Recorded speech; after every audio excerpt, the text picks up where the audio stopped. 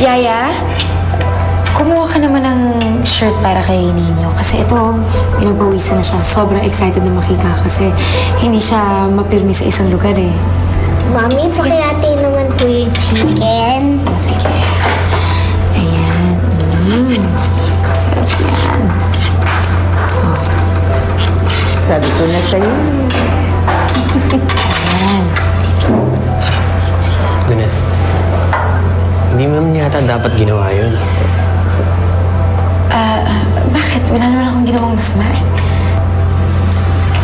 Oo nga naman, Daddy. Tsaka yaya ko lang naman talaga si Nanay Helen. Si Yaya Helen pala. Ninyo, Nanay Helen. Nanay Helen pa rin tatago sa kanya. Siya pa rin nagpalaki sa'yo. Dave, please. Nag-usap na kami ni Ninyo tungkol dito. Huwag mo nalituhin yung bata. Hindi naman ako nalilito ng bata eh. Kayong lahat. Daddy, wag mo naman awayin si Mami, oh.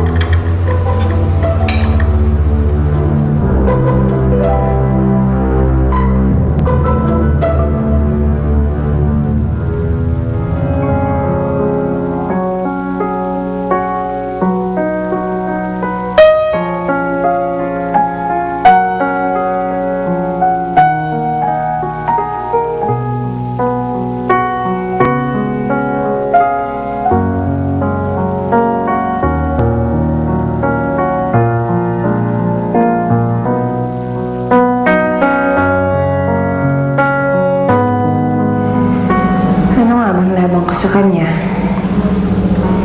bukod sa siyang tunay mong ina, kaya niyang ibigay sa iyo ang lahat. Eh ako, ano kayang kaya kong ibigay sa iyo? Sarili ko ang pamilya, hindi ko mabigyan ng maayos na buhay eh.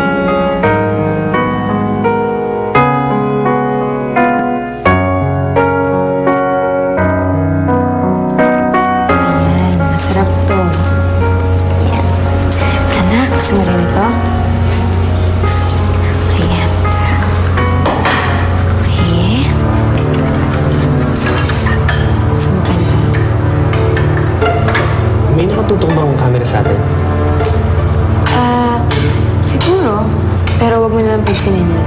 Just act natural. I am acting natural. Nagtataka lang ako how come you're not. Parang kakaiba ka ng konti ngayon eh. Iba yung pag-aasikaso mo sa akin. Okay, wait. Alam ko na. Elle, kung nanonood ka, please stop rolling.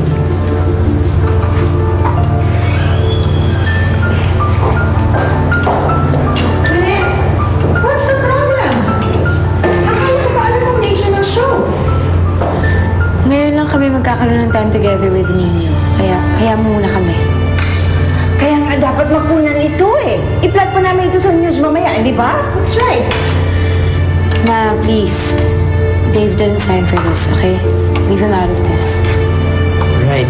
At kung kinukunan niyo ako ng labag sa aking kalooban bukas, na bukas magdidemanda ako.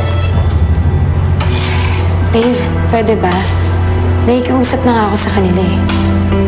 At lahat ng konsiderasyon na gusto mo, binibigay ko sa'yo para lang sa anak natin. Kaya huwag ka naman maging rude sa akin. Pasensya na. Pasensya na sa intong ulo ko. Magpapalamig na muna ako sa labas. Kung matapos kayong kumain, pag-usapan na lang natin kung anong sistema gagawin natin sa pagpapalaki kay Ninyo.